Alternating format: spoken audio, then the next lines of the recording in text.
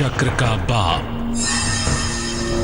इससे पहले ना किसी ने सुनी, ना किसी ने देखी इतनी सटीक भविष्यवाणी। चाल चक्र। नमस्कार, बहुत स्वागत है आपका। आप देख रहे हैं चाल चक्र और मैं हूं आपके साथ शैलेंद्र पांडे। आज एक पावन पर्व का अवसर है, आज होलिका दहन का अवसर है, लेकिन होलिका दहन के साथ एक और संयोग भी आज बन गया है और वो संयोग है चंद्र ग्रहण का। चंद्र ग्रहण और होलिका दहन, इन दोनों का कुल मामला क्या है? क्या ये चंद्र ग्रहण होलिका दहन को प्रभावित करेगा? क्या होलिका दहन और चंद्र ग्रहण में कुछ मुश्किल होने वाली है? ये तमाम बातें करेंगे। क्या बात करेंगे आज बात करेंगे होली और होलिका दहन पर चंद्र ग्रहण का क्या प्रभाव है, होलिका दहन के तरीके क्या हैं, ग्रहण के दौरान क्या करना चाहिए और अपनी राशि के अनुसार आप होलिका दहन में कैसे लाभ उठाएंगे, ये तमाम बातें करेंगे। तो चर्चा होगी होलिका दहन की, होगी चर्चा चंद्र ग्रहण की, लेकिन सबसे पहले बात होगी आज के पंचांग की। आज तिथि है फाल्गुन शुक्ल पक्ष की पूर्णिमा तिथि। तिथि है आज फाल्गुन शुक्ल पूर्णिमा। नक्षत्र है आज का उत्तरा फाल्गुनी नक्षत्र। चंद्रमा कन्या राशि में संचरण करेंगे और चंद्रमा के इसी स्थिति के आधार पर हम ये समझने की कोशिश करेंगे कि राशियों के हिसाब से आज आपका दिन कैसा जाने की संभावना बनती है। राहुकाल का जो समय होगा, जिसमें कहा जाता है कि नया और शुभ कार्य न करें, वो वक्त होगा दोपहर के 12 बजे से तकरीबन 1:30 तक। और उत्तर दिशा की तरफ यात्रा करने की मनाही होगी। दिशाशूल उत्तर दिशा होगा आज, लेकिन अगर यात्रा करना जरूरी है, मजबूरी है आपकी, तो सौंफ का सेवन करके और भगवान का स्मरण करके अगर आप यात्रा करें तो मुश्किलों से बचे रहेंगे। आज होलिका दहन का अद्भुत अवसर तो है ही, लेकिन उससे भी ज्यादा महत्वपूर्ण बात यह है कि आज चंद्रमा का ग्रहण भी है। होलिका दहन की खूबियों पर चर्चा करें उसके पहले हम ये समझ लेते हैं कि जो चंद्र ग्रहण आज लग रहा है, उस चंद्र ग्रहण की विशेषताएं दरअसल क्या क्या हैं। देखिए, अगर हम ग्रहण की बात करें तो ये ग्रहण आज लगेगा भारतीय समय के हिसाब से शाम को 3:11 या दोपहर के 3:11 पर आज ये चंद्र ग्रहण शुरू हो जाएगा। इसका समापन होगा शाम को 7:24 पर। चंद्र ग्रहण 3:11 से शुरू होगा और 7:24 पर यह समाप्त हो जाएगा, यानी तकरीबन 4-4.25 घंटे का यह ग्रहण होगा। यह चंद्र ग्रहण कन्या राशि में होगा और उत्तरा फाल्गुनी नक्षत्र में होगा। ये चंद्र ग्रहण का जो प्रभाव है वो कन्या राशि और उत्तरा फाल्गुनी नक्षत्र में होगा, क्योंकि चंद्रमा जिस राशि में मौजूद होगा ग्रहण उसी पर होगा। इसीलिए चंद्रमा चूंकि आज कन्या में है तो ग्रहण भी कन्या राशि में ही दिखाई देगा।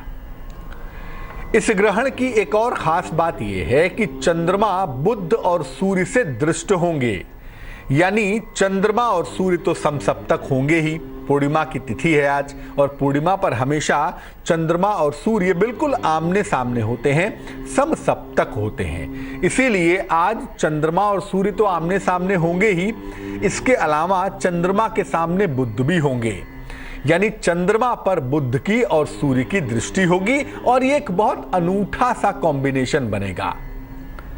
अब चंद्रमा कन्या राशि में होंगे आज जब ग्रहण लगेगा और बुध की दृष्टि होगी। बुध ग्रह भी और कन्या राशि भी दोनों ही पृथ्वी तत्व का मामला होता है। इसीलिए इस ग्रहण में जिस एलिमेंट की प्रधानता होगी, जिस तत्व की प्रधानता होगी, यह तत्व होगा पृथ्वी तत्व।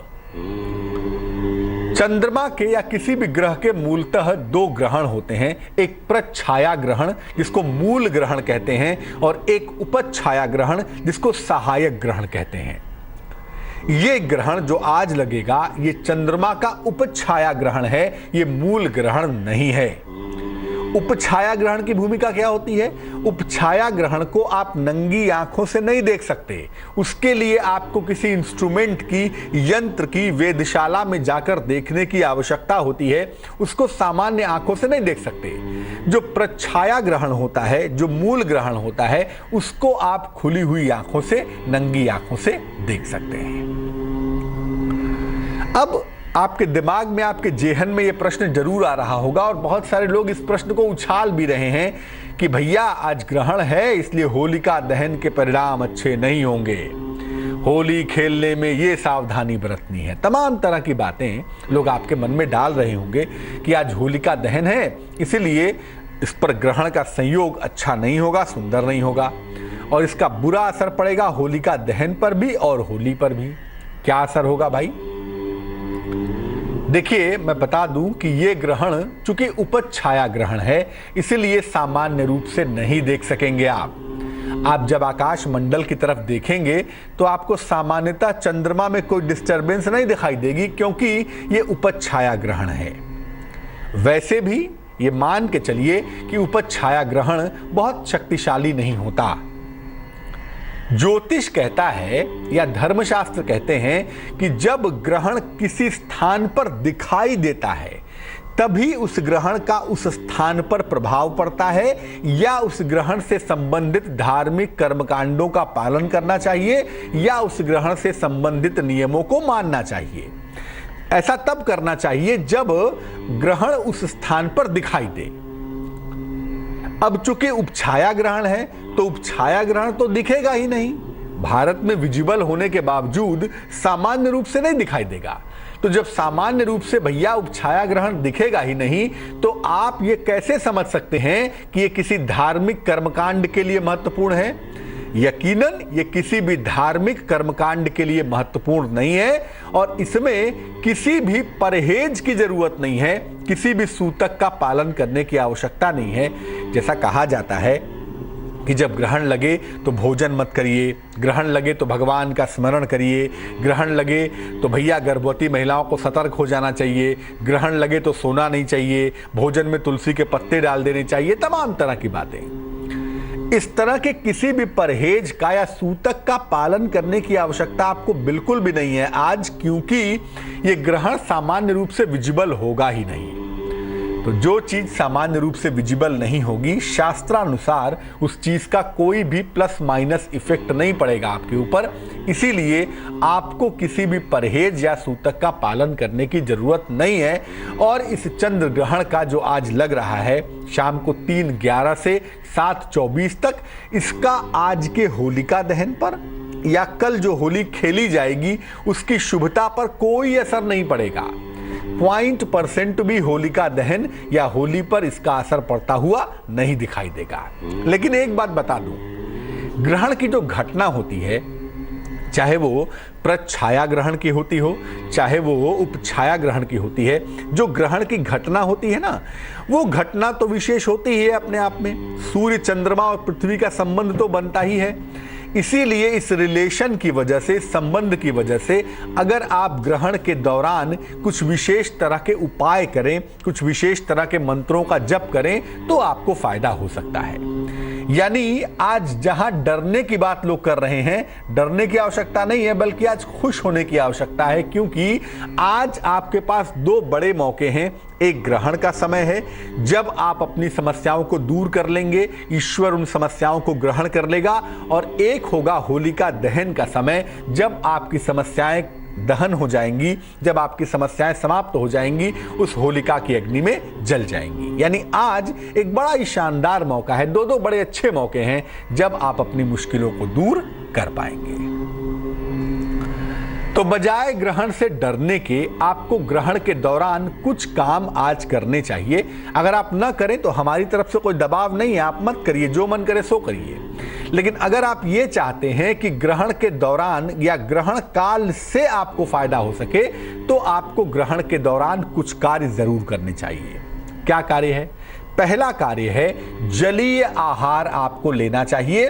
अगर आप ग्रहण का फायदा उठाना चाहते हैं तो जितने समय में ग्रहण है यानी 3:11 से शाम को 7:24 तक, इस समय में लिक्विड डाइट लेना आपके लिए अच्छा होगा। जल पी लीजिए, फल का रस ले लीजिए, दूध पी लीजिए, कोई भी लिक्विड अगर आप लेते हैं तो आपके लिए बहुत सुंदर रहेगा। अगर आप भगवान की उपासना करें तो भी अच्छा होगा। जिस भी भगवान की जिस भी तरीके से उपासना करें वो अच्छा होगा ही। छोटी हो या बड़ी, हर तरह की नदी अंततः समुद्र में मिलती ही है, तो परिश्रम प्रार्थना जैसी भी हो अंततः वो परम सत्ता तक पहुंचती ही है। तो आप भगवान के जिस भी स्वरूप की उपासना करना चाहें आप करें, जो मंत्र जप करना चाहें वो भी करें। अगर आप ध्यान करना जानते हैं, मेडिटेशन करना जानते हैं तो वो आपके लिए सर्वोत्तम होगा, क्योंकि ध्यान की अवस्था में आप अपने शरीर से थोड़ा सा ऊपर उठ जाते हैं। आपका जो मन है वो आपके शरीर से ऊपर होता है। शरीर और मन के अलग होने की प्रक्रिया है ध्यान। और ग्रहण के दौरान ध्यान करने से जो मन ऊपर होता है ना, वो बहुत ऊपर हो जाता है।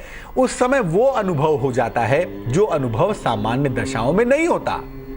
हमारे ऋषि मुनि अमावस्या के दिन, पूर्णिमा के दिन ध्यान इसीलिए करते थे, शमशान में साधना इसीलिए करते थे कि मन उस परम सत्ता को टच कर ले, उस परम स्थिति में पहुंच जाए जो स्थिति पहुंचना संभव नहीं होता। तो आपके पास भी ये सुंदर मौका है कि आज चंद्र ग्रहण है। जो भी तरीका आप ध्यान का जानते हो, हम तरीके पे एम्फसाइज नहीं करेंगे, लेकिन अगर आप ग्रहण के समय में ध्यान करें, मेडिटेशन करें तो ये मामला आपके लिए सर्वोत्तम होगा। चंद्र ग्रहण में भगवान शिव की अगर आप पूजा करें, क्योंकि चंद्रमा को मानते हैं भगवान शिव से कनेक्टेड, शिव को कहते ही हैं चंद्रशेखर। तो अगर चंद्र ग्रहण में आप भगवान शिव की पूजा करें तो ये विशेष लाभकारी होगा आपके लिए, और निसंदेह लाभकारी होगा, और इसके लाभ की वजह से आपका मन, आपकी मुश्किलें दूर हो पाएंगी। इस ग्रहण में जो ग्रहण काल होगा, जो हमने आपको बताया, शाम को 3:11 से 7:24 तक, इस समय में अगर आप कुश घास का प्रयोग करें, कुश घास जानते हैं ना, कुश घास के आसन पे बैठ जाएं, या तुलसी दल का प्रयोग करें, तुलसी दल का प्रसाद भगवान को अर्पित करें, उसका सेवन करें, तो ये आपके लिए बेहद लाभकारी होगा।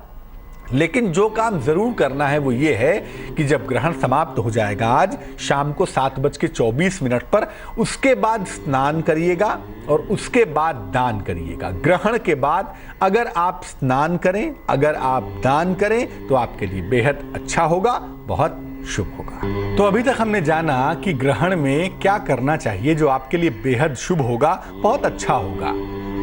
देखिए, एक बात मैं बता दूं कि आज का जो मामला है, आज का जो पर्व है, वो 2 कारणों से इंपॉर्टेंट हो जाता है। एक तो आज चंद्र ग्रहण है शाम को 3:11 से 7:24 तक, और दूसरा तकरीबन 7:24 के बाद ही आमतौर पर होलिका दहन भी होगा। ये वो समय होगा जब आप अपनी समस्याओं को होलिका की अग्नि में भस्म कर पाएंगे। तो आज एक तरफ ग्रहण के दौरान आप प्रार्थना करेंगे, आप ध्यान करेंगे, आप भगवान का स्मरण करेंगे और अपनी मुश्किलों को कम करेंगे। याद रखिए, भगवान का नाम लेना, भगवान का स्मरण करना, भगवान का चिंतन मनन करना और भगवान के नाम में डूब जाने से बेहतर आधार कम से कम इस सृष्टि में मौजूद नहीं है। तो ग्रहण काल के दौरान भगवान का स्मरण करेंगे, भगवान का ध्यान करेंगे, उनका कीर्तन करेंगे, उनके मंत्र जपेंगे, और जब ग्रहण 7:24 पर समाप्त हो जाएगा तब क्या करेंगे? तब स्नान करेंगे, किसी निर्धन व्यक्ति को दान करेंगे और तब होलिका दहन देखने जाएंगे। होलिका दहन जहां हो रहा होगा वहां अपनी राशि के हिसाब से उसमें चीजें अर्पित करेंगे, डालेंगे। अगर आप ऐसा करें, दोनों ही काम पैरेलल करें तो अद्भुत फायदा होगा आपको। एक तरफ ग्रहण की वजह से आपकी तमाम मुश्किलें दूर हो जाएंगी और दूसरी तरफ होलिका दहन में तमाम चीजें डालने से न केवल ग्रहण की समस्याएं दूर होंगी बल्कि आने वाले पूरे वर्ष के लिए, क्योंकि होली के बाद नया संवत भी शुरू होता है, तो आने वाले पूरे संवत के लिए, आने वाले पूरे वर्ष के लिए आपकी सफलता के रास्ते खुल जाएंगे। तो आज का दिन बेहद खास है, बहुत महत्वपूर्ण है। ग्रहण के साथ होलिका दहन का गजब का संयोग बना हुआ है, लेकिन मैं फिर दोहरा दूं कि इस ग्रहण का कोई भी नकारात्मक असर, कोई भी नेगेटिव इंपैक्ट होली या होलिका दहन पर पड़ने वाला नहीं है। तो आप ग्रहण को लेके मन में कोई दुविधा मत लाइएगा, मन में कोई चिंता मत लाइएगा। इस होलिका दहन के ऊपर या होली के ऊपर इस चंद्र ग्रहण का कोई भी नकारात्मक असर, कोई भी निगेटिव इंपैक्ट नहीं पड़ेगा, क्योंकि ये चंद्रमा का मूल ग्रहण नहीं है, ये चंद्रमा का उपछाया ग्रहण है, ये चंद्रमा का मुख्य ग्रहण नहीं है। एक दर्शक जुड़ रही हैं पूनम हमारे साथ उत्तर प्रदेश से, उनसे बात करते हैं। पूनम, सुन पा रही है मुझे? जी जी जी सर, बताइए सर। थोड़ी शादी के बारे में पूछनी, मेरी डेट ऑफ बर्थ 27 नवंबर 1985 है। समय बताइए। 1:20 दोपहर। कितने बजे? 1:20 दोपहर में? जी जी। कहाँ पे जन्म हुआ है? शाहजहांपुर। पूछिए क्या प्रश्न है। शादी में थोड़ी दिक्कत आ रही है। शादी तय नहीं हो पा रही है? जी जी। आपकी जो कुंडली बनती है पूनम, उसके हिसाब से आपकी शादी होने का और तय होने का दोनों का समय चल रहा है इस समय। आपकी कुंडली के हिसाब से मार्च के शुरू होने के साथ ही आपके विवाह का योग शुरू हो चुका है और आपकी शादी या तो अभी जून जुलाई के महीने में होगी या तो इस साल के दिसंबर के महीने में निसंदेह आपकी शादी होती हुई देख पा रहे हैं। ये जो शादी होगी ना, बड़ी अद्भुत बात यह है कि आपके घर के बहुत नजदीक होगी, बहुत दूर नहीं जाना होगा आपको शादी के लिए। शादी बहुत घर के आसपास होगी और वैवाहिक जीवन आपका सुंदर होगा। सिर्फ आप इतना ध्यान रखिएगा कि आपको क्रोध बहुत आता है, टेम्परामेंट आपका बहुत गर्म है, थोड़ा सा अगर उसको कंट्रोल में रखें तो मुझे लगता है वैवाहिक जीवन सुंदर होगा। और एक नियम बना लीजिएगा कि शादी के बाद 1-1.25 साल तक रोज सुबह नहा करके 108 बार नमः शिवाय का आप जप करिएगा, आपके लिए बहुत अच्छा होगा। तो हमने बात की ग्रहण की, ये समझा कि ग्रहण में क्या करना चाहिए, बात होलिका दहन की। वक्त हो चला है एक छोटे से ब्रेक का। ब्रेक के बाद आएंगे तो इससे भी ज्यादा इंपॉर्टेंट, इससे भी ज्यादा महत्वपूर्ण जानकारी आपको देंगे। क्या बताएंगे ब्रेक के बाद? ब्रेक के बाद आएंगे तो बताएंगे कि होलिका की अग्नि में क्या अर्पित करें, और ये जानकारी राशि के हिसाब से आपको बताएंगे।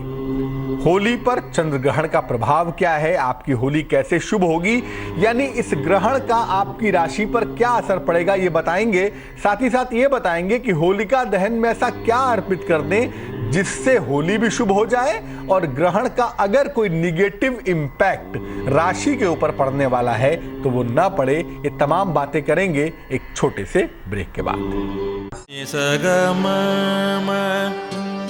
मनी पम ग नी पम नी पम ग स नी पम नी स प स। जहाँ तक याद आती रहेगी